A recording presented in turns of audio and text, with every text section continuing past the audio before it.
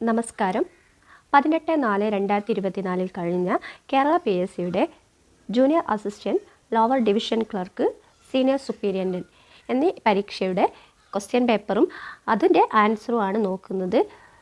Question code 41/24 MA. ആദ്യത്തെ ചോദ്യം: പോർച്ചുഗീസുകാർ കേരളത്തിന് ധാരാളം സംഭാവനകൾ നൽകി. താഴെ പറയുന്നവയിൽ പോർച്ചുഗീസുകാരുടെ സംഭാവനയല്ലാത്തത് ഏതാണ്? പോർച്ചുഗീസുകാർ കേരളത്തിന് ധാരാളം സംഭാവനകൾ നൽകി. താഴെ പറയുന്നവയിൽ പോർച്ചുഗീസുകാരുടെ സംഭാവനയല്ലാത്തത് ഏതാണ്? ആദ്യത്തെ സ്റ്റേറ്റ്മെൻറ്റ്: അവർ കുരുമുളകിൻ്റെയും ഇഞ്ചിയുടെയും ശാസ്ത്രീയ കൃഷി പ്രോത്സാഹിപ്പിച്ചു. കുരുമുളകിൻ്റെയും ഇഞ്ചിയുടെയും ശാസ്ത്രീയ കൃഷി പ്രോത്സാഹിപ്പിച്ചു. ഇത് ശരിയായ സ്റ്റേറ്റ്മെൻറ്റാണ്. രണ്ടാമത്തത്: അവർ കൊച്ചി, അങ്കമാലി, വൈപ്പിൻകോട്ട എന്നിവിടങ്ങളിൽ ദൈവശാസ്ത്ര സെമിനാരികളും കോളേജുകളും സ്ഥാപിച്ചു. കൊച്ചി, അങ്കമാലി, വൈപ്പിൻകോട്ട എന്നിവിടങ്ങളിൽ ദൈവശാസ്ത്ര സെമിനാരികളും കോളേജുകളും സ്ഥാപിച്ചു. അതും ശരിയായ സ്റ്റേറ്റ്മെൻറ്റാണ്. മൂന്നാമത്തത്: അവർ കൊച്ചിയിൽ ബോൾഗാട്ടി കൊട്ടാരം പണിതു. അവർ കൊച്ചിയിൽ ബോൾഗാട്ടി കൊട്ടാരം പണിതു. അത് തെറ്റായ സ്റ്റേറ്റ്മെൻറ്റാണ്. കാരണം ബോൾഗാട്ടി കൊട്ടാരം കൊച്ചിയിൽ പണിതത് ഡച്ചുകാരാണ്. ബോൾഗാട്ടി കൊട്ടാരം പണിതത് 1744 ബോൾഗാട്ടി കൊട്ടാരം ഡച്ചുകാരാണ് പണിതത്. നാലാമത്തെ സ്റ്റേറ്റ്മെൻറ്റ്: പുകയില, പൈനാപ്പിൾ, പപ്പായ തുടങ്ങിയ പുതിയ കാർഷിക ഉൽപ്പന്നങ്ങൾ അവർ അവതരിപ്പിച്ചു. പുകയില, പൈനാപ്പിൾ, പപ്പായ തുടങ്ങിയ പുതിയ കാർഷിക ഉൽപ്പന്നങ്ങൾ അവർ അവതരിപ്പിച്ചു. പോർച്ചുഗീസുകാർ തന്നെയാണ് പുകയില, പൈനാപ്പിൾ, പപ്പായ, കുരുമുളക്, കശുവണ്ടി, മരിച്ചീനി തുടങ്ങിയവ കേരളത്തിൽ കൊണ്ടുവന്നത്. അപ്പം നാലാമത്തെ സ്റ്റേറ്റ്മെൻറ്റും ശരിയാണ്. ഇതിൽ പോർച്ചുഗീസുകാരുടെ സംഭാവനയല്ലാത്തത് എന്നതാണ് ചോദ്യം. അപ്പോൾ ഓപ്ഷൻ ഏതാണ്? ഓപ്ഷൻ സി ആണ് ശരിയായത്. ഓപ്ഷൻ സി ആണ് ശരിയായിട്ടുള്ളത്. ഇനി അടുത്ത ചോദ്യം, രണ്ടാമത്തെ ചോദ്യം നോക്കാം. രണ്ടാമത്തെ ചോദ്യം: തിരുവിതാംകൂറിലെ റാണി ലക്ഷ്മിബായിയുടെ ചില ഭരണ പരിഷ്കാരങ്ങൾ ചുവടെ വിവരിക്കുന്നു. അവ കാലക്രമത്തിൽ ക്രമീകരിക്കുക. ആദ്യത്തെ സ്റ്റേറ്റ്മെൻറ്റ്: ദേവദാസി സമ്പ്രദായം നിർത്തലാക്കി. എന്നാണ് ദേവദാസി സമ്പ്രദായം? 1925 സേതു ലക്ഷ്മിബായി ദേവദാസി സമ്പ്രദായം നിർത്തലാക്കുന്നത്. തിരുവനന്തപുരം നഗരം വൈദ്യുത ദീപങ്ങളാൽ പ്രകാശപൂരിതമായി.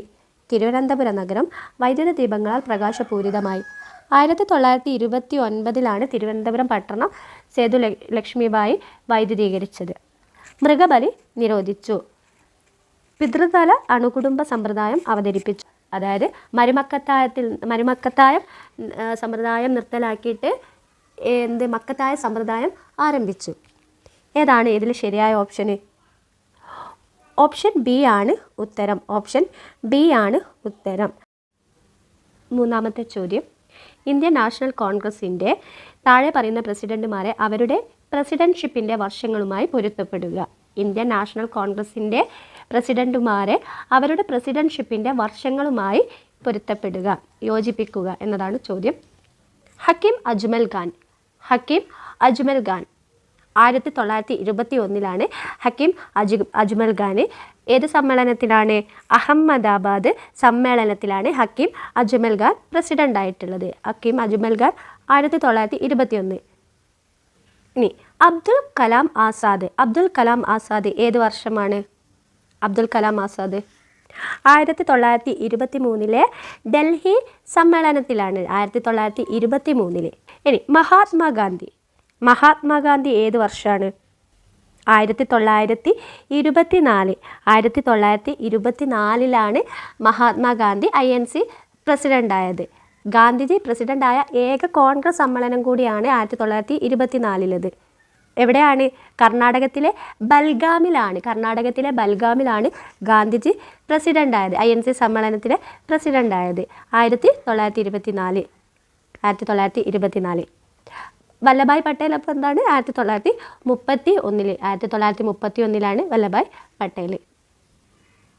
വല്ലഭായ് പട്ടേൽ പ്രസിഡൻ്റായ സമ്മേളനം ഏതാണ്? കറാച്ചി സമ്മേളനം, INC കറാച്ചി സമ്മേളനം. അപ്പോൾ ഇതിൽ ഏത് ഓപ്ഷനാണ് ശരി? A2 ആണല്ലേ. A2 വരുന്നത് ഏതൊക്കെ? A2 വരുന്നത് ഓപ്ഷൻ എ ക്യാൻസലായി. അപ്പോൾ ഓപ്ഷൻ എയും ക്യാൻസലായി. ഓപ്ഷൻ സിയും ബിയും ക്യാൻസലായി. അപ്പോൾ ഏത് ഓപ്ഷനേ ഉള്ളൂ? ഓപ്ഷൻ ഡി ആണ് ശരിയായ ആൻസർ. ഡി ആണ് ശരിയായിട്ടുള്ളത്. ഓക്കെ, ഇനി അടുത്ത ചോദ്യം നോക്കാം. ഇന്ത്യൻ പത്രങ്ങളും അതിൻ്റെ സ്ഥാപകരും താഴെ കൊടുക്കുന്നു. അവരിൽ നിന്ന് തെറ്റായ ജോഡി കണ്ടെത്തുക. ഇന്ത്യൻ പത്രങ്ങളും അതിൻ്റെ സ്ഥാപകരും. Bengal gazette, Bengal gazette, James Augustus Hicky. അത് ശരിയാണ്. Bengal gazette, James Augustus Hicky. Sambad Kaumudi, Sambad Kaumudi, Rajaram Mohan Roy. അത് ശരിയാണ്. ഹിന്ദു പാട്രിയറ്റ്, ഹിന്ദു പാട്രിയറ്റ്, മധുസൂദനൻ റേ, അതായത് എം.എൻ. റോയ്, എം.എൻ. റോയ് ആണ് ഹിന്ദു പാട്രിയറ്റ്. മിറാത്തുൽ അക്ബർ, മിറാത്തുൽ അക്ബർ, ഫിറോസ് ഷാ മേത്ത. അത് തെറ്റാണ്. മിറാത്തുൽ അക്ബർ ആരുടേതാ? രാജാറാം മോഹൻ റോയുടേത് തന്നെയാണ്. ഫിറോസ് ഷാ മേത്തയുടേത് ഏത് പത്രമാണ്? ഫിറോസ് ഷാ മേത്ത ബംഗാൾ ക്രോണിക്കിളാണ്. ഫിറോസ് ഷാ മേത്ത ബംഗാൾ ക്രോണിക്കിൾ. ഫിറോസ് ഷാ മേത്ത ഏതാണ്? ബംഗാൾ ക്രോണിക്കിൾ. ഇവിടെ തെറ്റായ ജോഡിയാണ് ചോദിച്ചത്. ഏതാണ് തെറ്റായ ജോഡി? 4 ആണ് തെറ്റായ ജോഡി. അപ്പോൾ ഓപ്ഷൻ ഏതാണ്? ഓപ്ഷൻ ഡി ആണ് ഉത്തരം. ഓപ്ഷൻ ഡി ആണ് ഉത്തരം. 5ാമത്തെ ചോദ്യം നോക്കാം. അവകാശവാദം എ. പാണ്ഡകളെ സമ്മാനിച്ചുകൊണ്ട് സൗഹൃദത്തിൻ്റെയും സൗഹാർദ്ദത്തിൻ്റെയും പ്രതീകമായി ചൈന USA-യും യൂറോപ്പുമായി പാണ്ഡ നയതന്ത്രം പ്രഖ്യാപിച്ചു. ചൈന USA-യും യൂറോപ്പുമായി പാണ്ഡ നയതന്ത്രം പ്രഖ്യാപിച്ചു. ഇത് ശരിയായ സ്റ്റേറ്റ്മെൻറ്റാണ്. അടുത്തത് കാരണം ആർ. USA-യുമായി ഔദ്യോഗിക നയതന്ത്ര ബന്ധം സ്ഥാപിക്കാൻ ചൈന പിങ് പോങ് നയതന്ത്രം പ്രഖ്യാപിക്കുകയും ടേബിൾ ടെന്നീസ് ടീമിനെ അയക്കുകയും ചെയ്തു. ടേബിൾ ടെന്നീസ് ടീമിനെ അയക്കുകയും ചെയ്തു. ഇതും ശരിയായ സ്റ്റേറ്റ്മെൻറ്റാണ്. പക്ഷേ ഇത് എയുടെ ഒരു റീസൺ അല്ല, എൻ്റെ കാരണമല്ല ബി, സോറി 6. അതുകൊണ്ട് ഇതിൽ ഓപ്ഷൻ ഏതാ? ഉത്തരം ബി ആണ്. AR എന്നിവ ശരിയാണ്. എയും ആറും ശരിയാണ്, കറക്റ്റ്. എന്നാൽ എയുടെ ശരിയായ വിശദീകരണം 6 അല്ല. എയുടെ ശരിയായ വിശദീകരണം 6 അല്ല. സോ ഓപ്ഷൻ ബി ആണ് ശരിയായിട്ടുള്ള ആൻസർ. 6ാമത്തെ ചോദ്യം. 2023 മെയ് മാസത്തിൽ ഡൽഹിയിലെ നാഷണൽ ഗാലറി ഓഫ് മോഡേൺ ആർട്ടിൽ നടന്ന ഒരു തീമാറ്റിക് എക്സിബിഷനാണ് ജനശക്തി എ കളക്റ്റീവ് പവർ. ഇതിനെ സംബന്ധിച്ച് ഏത് പ്രസ്താവനയാണ് തെറ്റ്? ആദ്യത്തെ സ്റ്റേറ്റ്മെൻറ്റ് നോക്കാം. പ്രധാനമന്ത്രിയുടെ പ്രതിമാസ റേഡിയോ പ്രക്ഷേപണ പരിപാടിയായ മൻ കി ബാത്തിൻ്റെ 150-ാം എപ്പിസോഡായിരുന്നു ഇത്.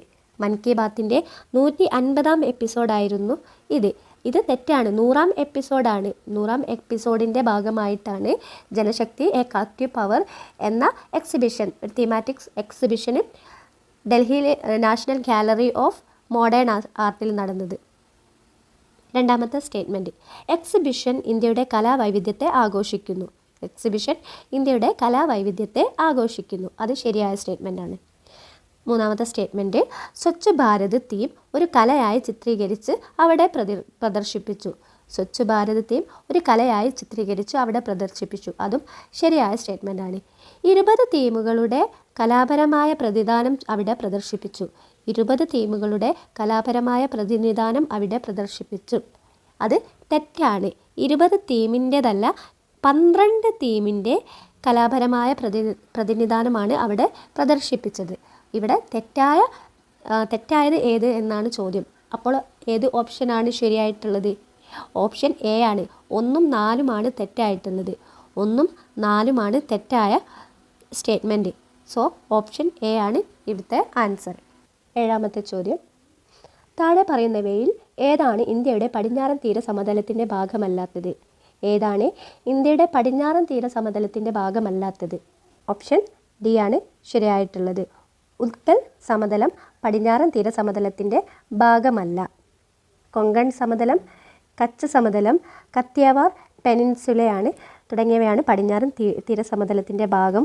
ഉത്കൽ സമതലം പടിഞ്ഞാറൻ തീര സമതലത്തിൻ്റെ ഭാഗമല്ല. 8ാമത്തെ ചോദ്യം. വെസ്റ്റേർലീസിനെ കുറിച്ചുള്ള തെറ്റായ പ്രസ്താവന കണ്ടെത്തുക. വെസ്റ്റേർലീസിനെ കുറിച്ചുള്ള തെറ്റായ പ്രസ്താവന കണ്ടെത്തുക. വെസ്റ്റേർലീസ് എന്ന് പറഞ്ഞാൽ പശ്ചിമവാദങ്ങളെക്കുറിച്ചുള്ള തെറ്റായ പ്രസ്താവനയാണ് കണ്ടെത്താൻ പറഞ്ഞത്. ആദ്യത്തെ സ്റ്റേറ്റ്മെൻറ്റ്. ഈ കാറ്റ് തെക്കൻ അർദ്ധഗോളത്തിൽ വടക്ക് പടിഞ്ഞാറ് നിന്ന് തെക്ക് കിഴക്കോട്ട് വീശുന്നു. ഈ കാറ്റ് തെക്കൻ അർദ്ധഗോളത്തിൽ വടക്ക് പടിഞ്ഞാറ് നിന്ന് തെക്ക് കിഴക്കോട്ട് വീശുന്നു. ഇത് ശരിയായ സ്റ്റേറ്റ്മെൻ്റാണ്. അടുത്തത്, അത് വ്യാപാര കാറ്റിന് എതിരായി വീശുന്നു. അതായത് വാണിജ്യ കാറ്റിന് എതിരായി വീശുന്നു. അതും ശരിയായ സ്റ്റേറ്റ്മെൻ്റാണ്. വടക്കൻ അർദ്ധഗോളത്തിൽ 40 ഡിഗ്രി മുതൽ 50 ഡിഗ്രി വരെയുള്ള അക്ഷാംശങ്ങൾക്കിടയിൽ ഈ കാറ്റ് ഗർജിക്കുന്ന ഫോർട്ടിസ്, അതായത് റോറിംഗ് ഫോർട്ടിസ് ആയി വീശുന്നു. ഗർജിക്കുന്ന ഫോർട്ടിസ് ആയിട്ട് വീശുന്നു വടക്കൻ അർദ്ധഗോളത്തിൽ. ഇത് തെറ്റായ സ്റ്റേറ്റ്മെൻ്റാണ്. കാരണം തെക്കൻ അർദ്ധഗോളത്തിലാണ് ഈ പശ്ചിമവാദം ഗർജിക്കുന്ന ഫോർട്ടിസ് ആയിട്ട് മാറുന്നത്. Roaring Fortis. സി തെറ്റാണ്. ഓപ്ഷൻ സി തെറ്റാണ്.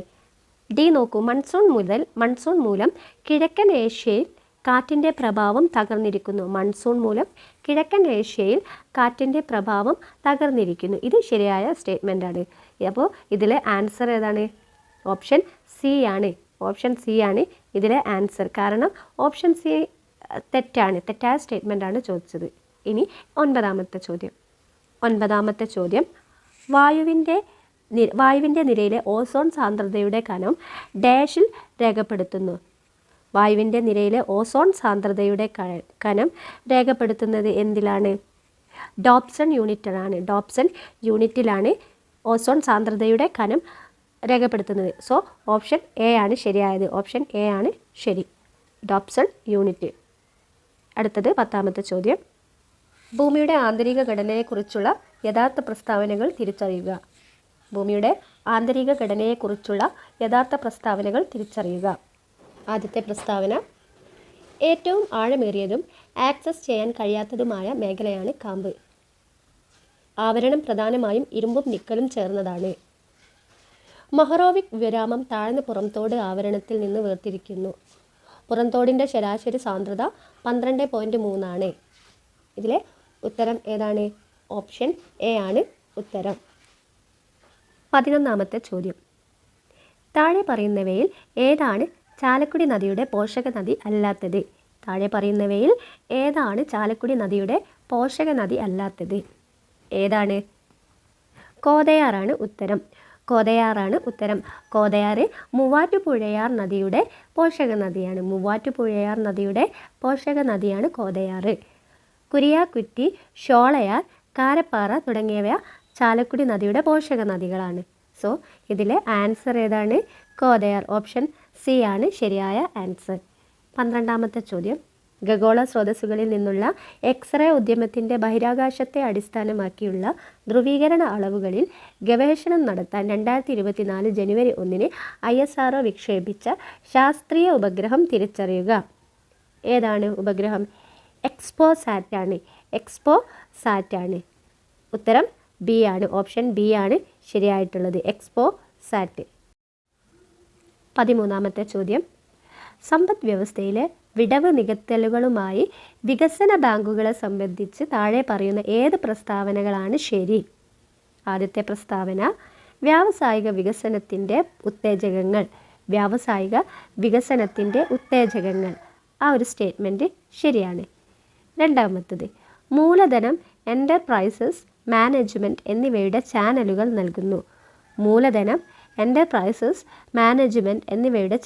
നൽകുന്നു. ആ സ്റ്റേറ്റ്മെൻറ്റും ശരിയാണ്. രണ്ടാമത്തെ സ്റ്റേറ്റ്മെൻറ്റും ശരിയാണ്.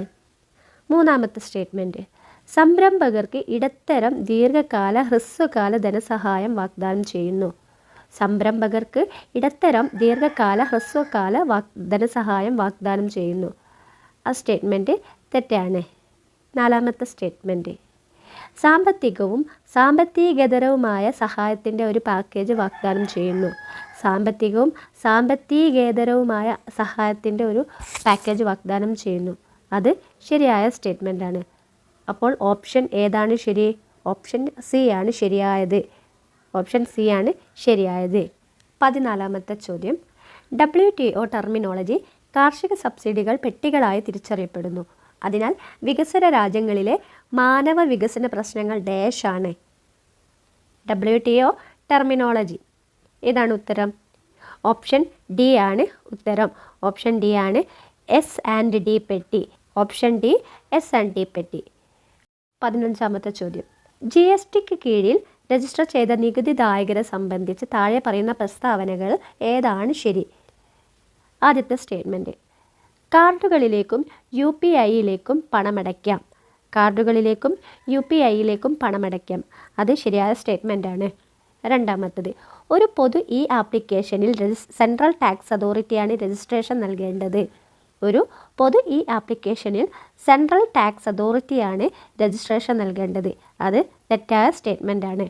ഒരു സംസ്ഥാനത്ത് ഒന്നിലധികം ബിസിനസ്സുകൾ ഉള്ള ഒരു വ്യക്തിക്ക് ഓരോ ബിസിനസ്സിനും വെവ്വേറെ രജിസ്ട്രേഷൻ നേടാം. ഒരു സംസ്ഥാനത്ത് ഒന്നിലധികം ബിസിനസ്സുകൾ ഉള്ള ഒരു വ്യക്തിക്ക് ഓരോ ബിസിനസ്സിനും വെവ്വേറെ രജിസ്ട്രേഷൻ നേടാം. അത് ശരിയാണ്. അപ്പോൾ ഓപ്ഷൻ ഏതാണ് ശരി? ഓപ്ഷൻ എ ആണ് ശരിയായിട്ടുള്ളത്. 1ഉം 3ഉമാണ് ശരി. 16ാമത്തെ ചോദ്യം, ഇന്ത്യൻ സമ്പദ് വ്യവസ്ഥയിൽ കൊണ്ടുവന്ന പുതിയ സാമ്പത്തിക നയം ഇന്ത്യയിൽ ആഗോളവൽക്കരണം നേരിടുന്ന വെല്ലുവിളികളെ സ്വീകരിച്ചുകൊണ്ടാണ്. അന്താരാഷ്ട്ര ക്രമീകരണങ്ങൾക്കായി ഇന്ത്യയിൽ രൂപയുടെ മൂല്യത്തകർച്ച സംബന്ധിച്ച് ഏത് പ്രസ്താവനയാണ് ശരി? ആദ്യത്തെ സ്റ്റേറ്റ്മെൻറ്റ്, ഏകദേശം 20%. ഏകദേശം 20%, അത് ശരിയാണ്. 5% മുതൽ 15% വരെ, അത് തെറ്റാണ്. 20%-ലധികം, അതും തെറ്റാണ്. അപ്പോൾ ആൻസർ ഏതാണ്? ഉത്തരം ബി ആണ്. ഓപ്ഷൻ ബി ആണ് ശരിയായ ഉത്തരം. അടുത്ത ചോദ്യം, 17ാമത്തെ ചോദ്യം, ഇന്ത്യയിലെ പ്രത്യക്ഷ പരോക്ഷ നികുതി നയങ്ങളിലെ പ്രധാന മാറ്റങ്ങൾ ഏത് കമ്മിറ്റിയുടെ ശുപാർശകളാണ് അംഗീകരിച്ചത്?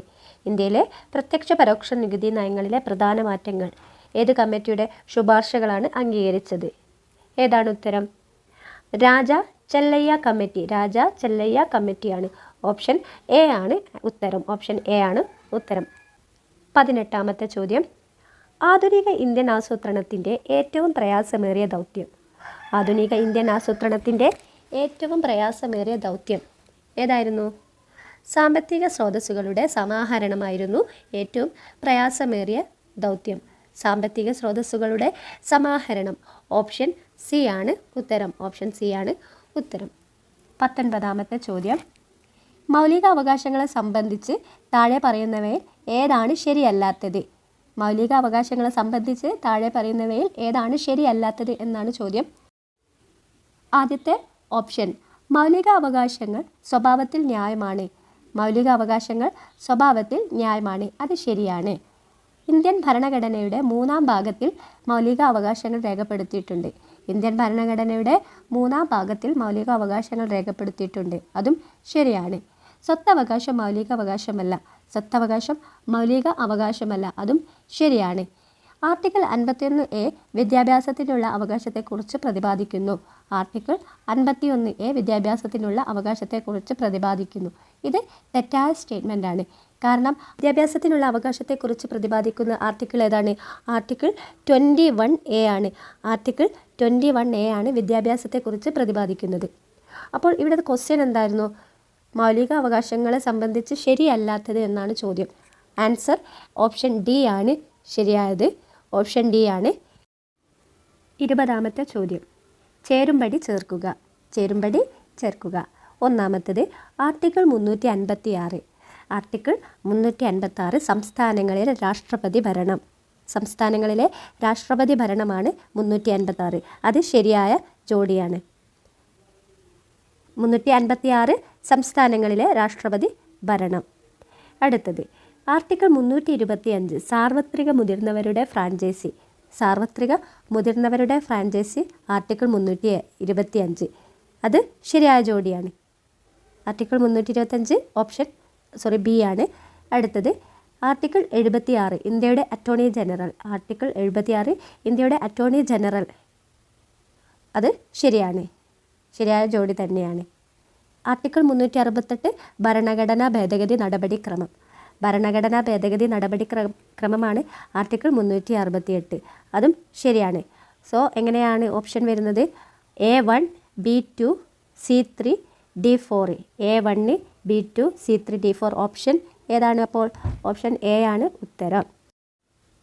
21ാമത്തെ ചോദ്യം, താഴെ കൊടുത്തിട്ടുള്ളതിൽ ശരിയായി യോജിക്കുന്ന വസ്തുക്കൾ തിരിച്ചറിയുക. താഴെ കൊടുത്തിട്ടുള്ളതിൽ ശരിയായി യോജിക്കുന്ന വസ്തുക്കൾ തിരിച്ചറിയുക. ഒന്നാമത്തേത് 44ാം ഭരണഘടനാ ഭേദഗതി നിയമം. 44-ാം ഭരണഘടനാ ഭേദഗതി നിയമം സ്വത്തവകാശം. അത് ശരിയാണ്. 44-ാം ഭരണഘടനാ ഭേദഗതി നിയമം 1978 നടപ്പിലാക്കുന്നത്. അത് നിലവിൽ വരുന്നത് 1979. എന്താണ് 44-ാം ഭരണഘടനാ ഭേദഗതി നിയമം? സ്വത്തവകാശത്തെ മൗലിക അവകാശങ്ങളിൽ നിന്നും നീക്കം ചെയ്ത ഭേദഗതിയാണ് 44-ാം ഭരണഘടനാ ഭേദഗതി. സ്വത്തവകാശത്തെ മൗലിക അവകാശങ്ങളിൽ നിന്നും നീക്കം ചെയ്ത ഭരണഘടനാ ഭേദഗതി. ഇനി 86-ാം ഭരണഘടനാ ഭേദഗതി നിയമം. 86-ാം ഭരണഘടനാ ഭേദഗതി നിയമം വിദ്യാഭ്യാസത്തിനുള്ള അവകാശം.